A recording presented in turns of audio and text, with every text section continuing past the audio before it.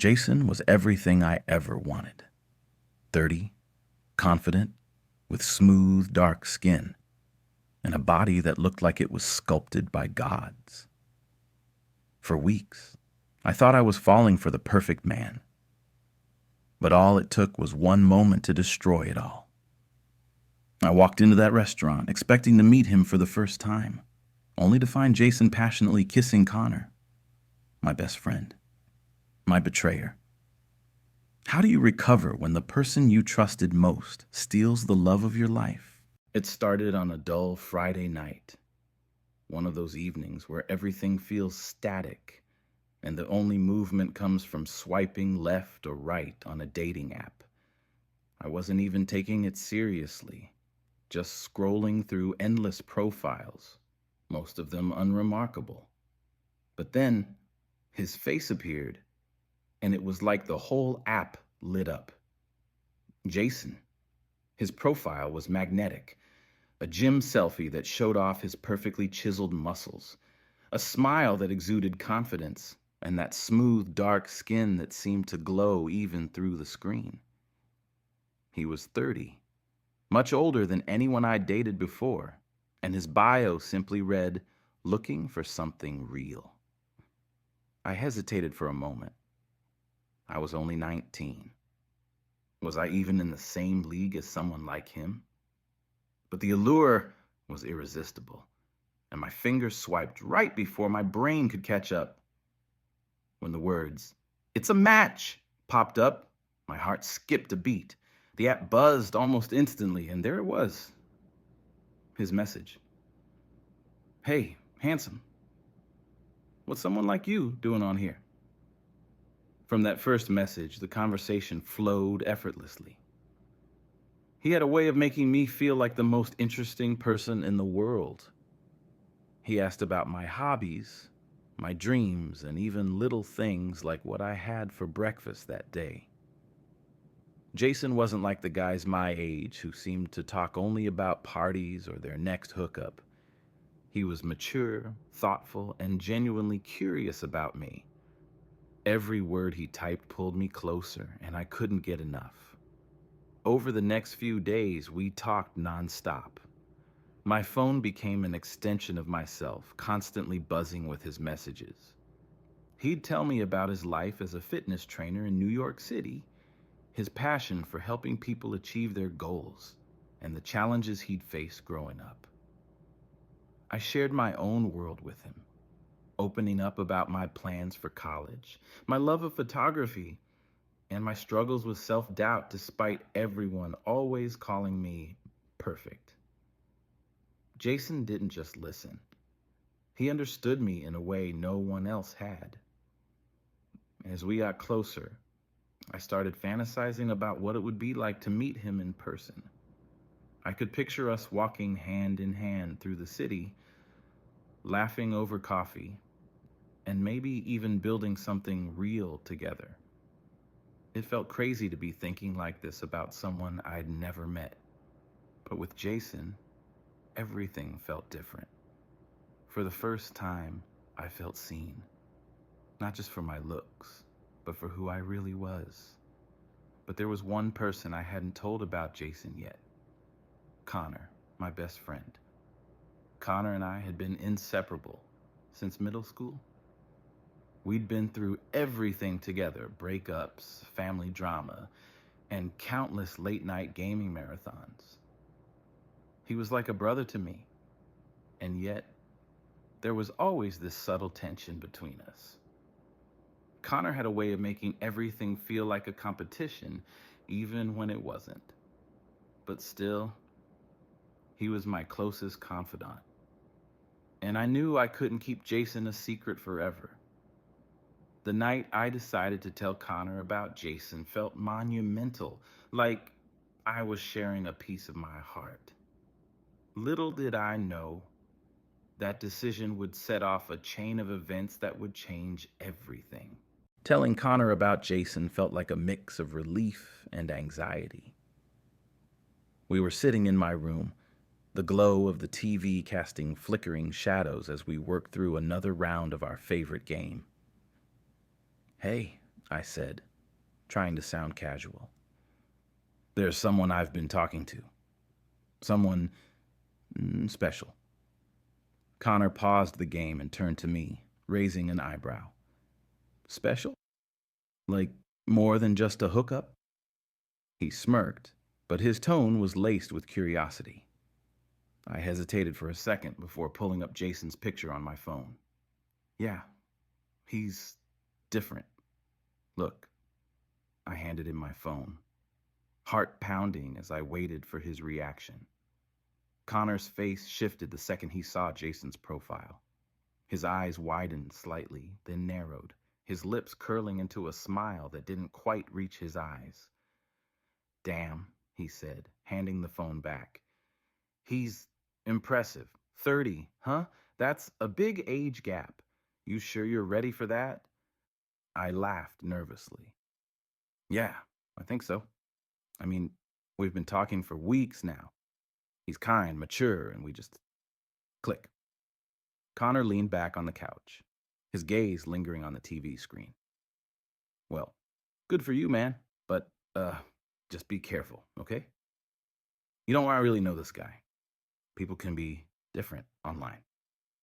There was something off in his voice, a sharp edge I couldn't quite place.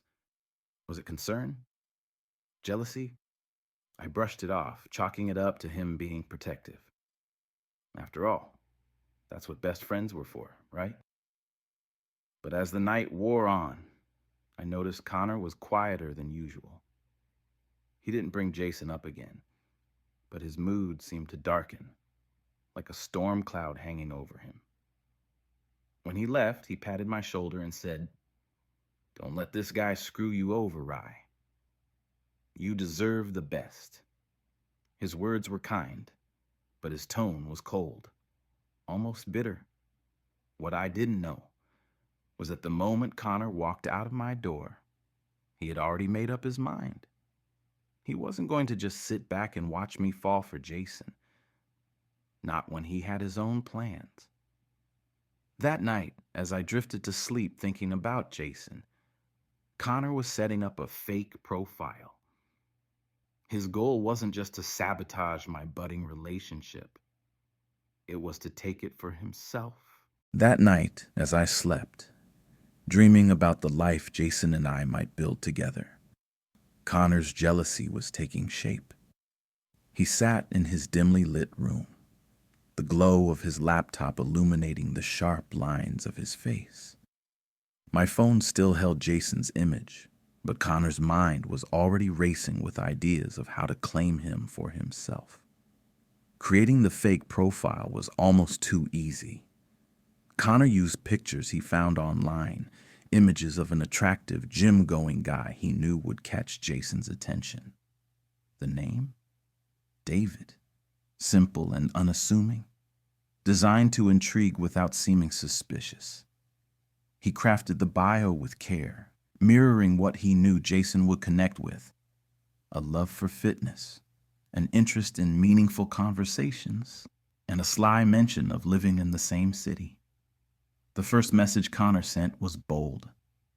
"Hey, Jason, you seem like someone who knows what they want. Maybe you'll find it here." He hit send, a smirk forming on his lips. He didn't expect a response right away. After all, Jason was already invested in me. But Connor was patient, and patience, he believed, was his greatest weapon. To his surprise, Jason responded almost instantly. "Thanks. That's a strong opener. What's your story?" Connor's fingers flew across the keyboard, weaving a narrative that wasn't entirely untrue. He spoke of being a fitness enthusiast, someone who valued real connections but had been burned before.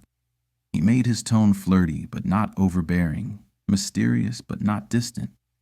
With each message exchanged, Jason's replies grew longer, more engaging. Meanwhile, I had no idea what was brewing. Jason had messaged me that evening too, telling me how excited he was to meet me in person someday. His words were sweet, filled with promises that made my chest tighten with hope. But as I was falling deeper, Connor was pulling Jason away step by step with carefully chosen words that mirrored everything Jason wanted to hear. Days turned into weeks, and I started noticing subtle changes. Jason's messages to me became shorter, his enthusiasm dimming. When I asked if everything was okay, he'd assure me it was, blaming work or exhaustion. But deep down, I felt a shift. Something was pulling him away, and I couldn't figure out what. Connor, on the other hand, was thriving. His fake profile had drawn Jason in completely. They started chatting every night, their conversations filled with flirtation and shared dreams. Jason had no idea he was falling for an illusion, a shadow of someone who had crafted their persona to match his desires perfectly.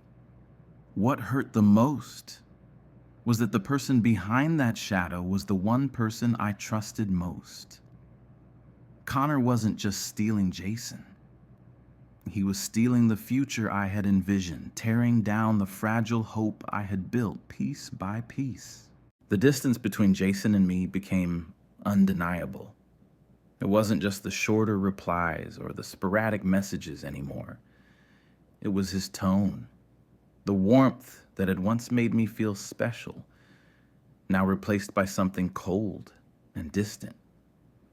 Every time I asked if something was wrong, he brushed it off with the same tired excuses. Work, stress, or a bad day. I wanted to believe him. I needed to believe him. But the sinking feeling in my chest told me otherwise. What I didn't know was that while I was clinging to the remnants of what we had, Jason was being pulled deeper into Connor's web. The fake profile Connor had created wasn't just a tool. It was a weapon. He used everything he knew about Jason, everything I had ever told him to craft messages that felt intimate, personal, and perfect. Jason, unknowingly, began to confide in David about his life, his struggles, even his doubts about me. Sometimes I feel like Ryan's too young to really understand me, Jason confessed in one of their late-night chats. He's sweet, but maybe we're at different points in our lives. Connor pounced on that insecurity like a predator on prey. Does he get it? He typed, his words calculated. It's hard to connect with someone who hasn't lived as much. You need someone who gets you, someone who's been through similar things. Jason's replies grew longer, more open, as if he had finally found someone who understood him. What he didn't realize was that everything David said was tailored to manipulate him, to pull him further away from me and deeper into Connor's grasp.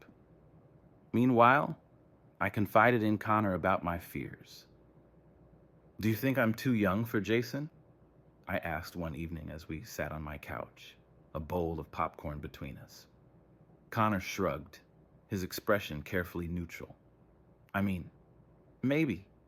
He's older, has more experience, but if he's really into you, that shouldn't matter, right?"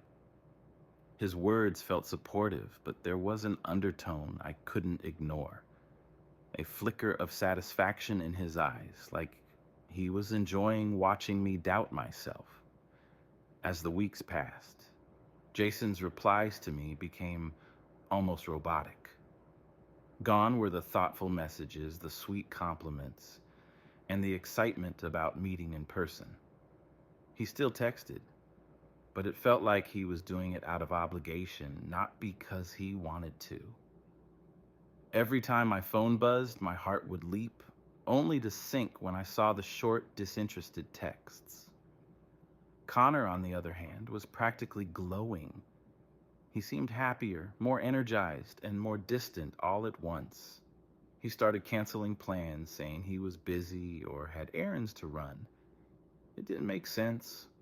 Connor was never the type to have a packed schedule, but whenever I pressed him about it, he'd wave it off with a casual, "Just stuff, you know?" One night, as I lay in bed scrolling through old messages from Jason, trying to remember what it felt like when things were good, I noticed something strange. Jason's social media had changed. He used to post gym selfies and motivational quotes, but now there were subtle shifts. Captions that seemed more playful, comments from a mysterious account named David that were flirtatious, even intimate. I didn't think much of it at first, chalking it up to a random new friend. But as the days went on, I noticed that David was everywhere. He liked every post, commented on every picture, and even shared Jason's stories. It felt invasive, like someone was inserting themselves into a space that once felt like mine. My gut told me something was wrong, but I didn't have proof. I didn't want to accuse Jason of anything without knowing the truth. And as much as I trusted Connor, I couldn't shake the feeling that he was hiding something too. The strings of deception were tightening around me, pulling Jason further away while I remained trapped in a web I couldn't see. And the worst part, the puppet master was the one person I thought I could always count on. Jason and I were barely hanging on. Conversations that once felt effortless now required effort. His replies became sporadic, devoid of the warmth that had once drawn me in. I kept telling myself it was just a rough patch, that every relationship had them, but deep down, I felt something slipping away. Meanwhile, Connor was behaving differently. He seemed happier, almost smug, but also distant in a way that didn't feel like him. He wasn't texting me as much, and when we did hang out, he seemed distracted. I couldn't shake the feeling that there was something he wasn't telling me, but every time I tried to bring it up, he dodged the conversation. One night, as I was scrolling through Jason's social media, I saw another comment from David. It was flirtatious, but what caught my attention was how Jason responded, playful and engaged, in a way he hadn't been with me for weeks. My heart sank. I wanted to ask Jason about it, but I didn't want to seem insecure. Connor, of course, noticed my unease. "You okay?" he asked one night as we sat on my couch. "Yeah," I lied. He smirked. "You don't seem like it.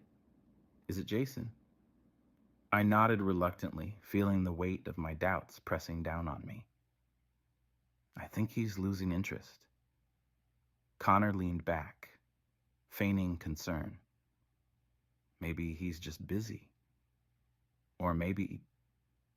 He paused, letting the words hang in the air. "Maybe he's not who you think he is." The next day, Jason messaged me, and for a moment, it felt like old times.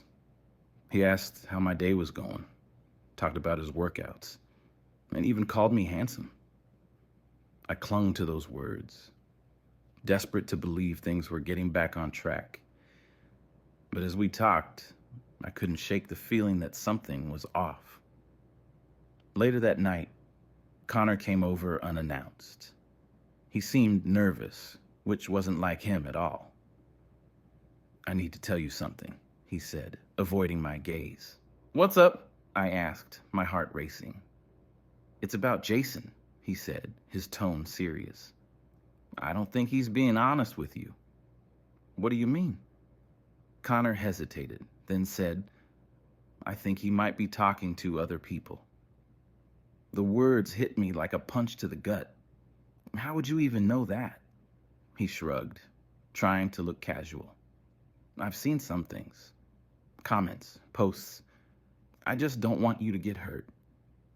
His words felt sincere, but there was something in his eyes.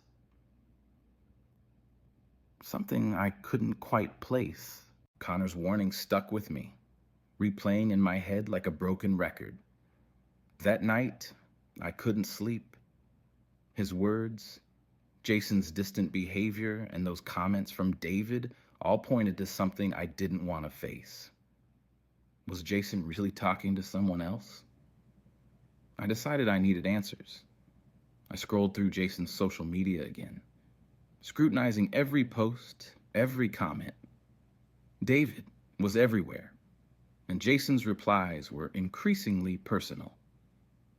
I clicked on David's profile, but it was private, with just a single photo of a man who looked suspiciously perfect.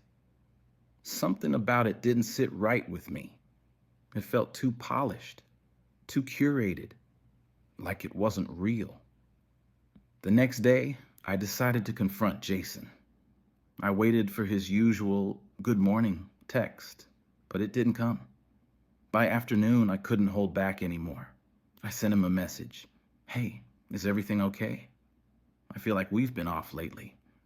His response took hours. Yeah, just busy. Sorry if I've been distant. It was vague and cold. Nothing like the Jason I had fallen for. I wanted to ask about David, but something held me back. Fear, maybe, or denial. That evening, Connor came over again, this time with a strange energy about him. He was unusually upbeat, almost glowing. How's things with Jason? He asked, his tone almost mocking. Not great, I admitted. He's distant, and I think there's someone else. Connor's smile faltered for a split second, but he quickly masked it. I told you to be careful. Guys like him, older, experienced, they always have options. His words stung, but they planted a seed of doubt. Maybe Jason wasn't the person I thought he was. The following days were a blur of anxiety and overthinking. Jason's texts became shorter, more infrequent, while Connor continued to drop subtle hints about how I deserved better. You're young, Ryan, he said one night. You shouldn't waste your time on someone who doesn't see your worth. It was comforting in a way, but also strange. Why was Connor so invested in me letting go of Jason? One evening, as I sat in my room scrolling through Jason's profile for the 100th time, something clicked. The way David commented, the things he said, they sounded familiar. Eerily so. I thought back to my conversations with Connor, the way he'd always seemed to know exactly what to say to cheer me up or calm me down. A sickening realization began to form in my mind. Could Connor be David? It seemed impossible, but the pieces were starting to fit. The sudden distance from Jason, Connor's cryptic behavior, and his constant warnings about Jason not being who I thought he was. It all pointed to something bigger. I needed proof. That night, I decided to test my theory. If Connor really was David, I needed evidence. I waited until he left his phone unattended during one of our hangouts. As he stepped out to grab a drink from the kitchen, I felt a surge of adrenaline. His phone sat there on the coffee table, screen glowing softly. I hesitated, my hands trembling. If I was wrong, this could destroy our friendship. But if I was right, I couldn't let this continue. Summoning my courage, I picked up the phone and swiped to unlock it, praying he hadn't changed his passcode. He hadn't. My heart raced as I opened his messages. There it was, the unmistakable thread with Jason. The name at the top read David, but it was Connor's phone, Connor's profile. I scanned the messages, and my stomach dropped as I read their exchanges. Connor, posing as David, had been flirting with Jason for weeks. They'd shared intimate details, planned to meet, and even talked about how Jason felt uncertain about me. The betrayal hit me like a freight train. Connor hadn't just interfered, he had infiltrated my relationship, pretending to be someone else to steal Jason away. I heard footsteps approaching and quickly locked the phone, placing it back on the table. My heart was pounding so loudly I was sure he could hear it. Connor walked back in, a casual smile on his face as if he hadn't just stabbed me in the back. "Everything okay?" he asked, handing me a drink. I nodded, masking my fury. "Yeah, fine." I lied, my voice tight. But inside, a storm was raging. I messaged Jason, asking to meet. I needed answers. He agreed, setting up a dinner at a restaurant downtown. My heart was racing, but I was determined to confront him about David and Connor. Connor, oblivious to my suspicions, texted me that evening saying he was busy. I knew exactly what he was busy with, and it only fueled my anger. I walked into the restaurant, prepared for a confrontation, but nothing could prepare me for what I saw. Jason and Connor were sitting together, laughing like old friends. And then Jason leaned in and kissed him. My heart shattered. I stormed to their table, my voice shaking as I demanded an explanation. Connor didn't even flinch. "You always get everything, Ryan," he said coldly. This time, I wanted it. Jason looked guilty, but his silence spoke volumes. I didn't stay to hear their excuses. "You deserve each other," I said, turning my back on them both. That night, I blocked their numbers and deleted every trace of them from my life. The betrayal cut deep, but it was also freeing. I realized I deserved more. More than a fake friendship and a love built on lies. Their loss was my beginning. Betrayal is one of the most painful lessons life can teach us. Ryan's story isn't just about a lost love or a broken friendship. It's about self-discovery and learning to walk away from those who don't value you. In the end, Ryan's pain became his strength, showing us that even in the face of heartbreak, we can rise stronger and wiser. This story reminds us that trust is precious and that envy can destroy even the closest bonds. But it also shows that letting go of toxic relationships opens the door to finding people who truly deserve our love and loyalty. Hey, what did you think of today's gay story? Let me know in the comments your thoughts and give it a rating. Your feedback is so important to us. Did you like the ending? Would you have handled the situation differently if you were in Ryan's shoes? Did you know your story could be featured here? Share your best story in the comments and we might just transform it into a video for the channel. Thank you for being part of our community, and we'll see you in the next video. Until then, take care and remember, you deserve to be surrounded by love and loyalty.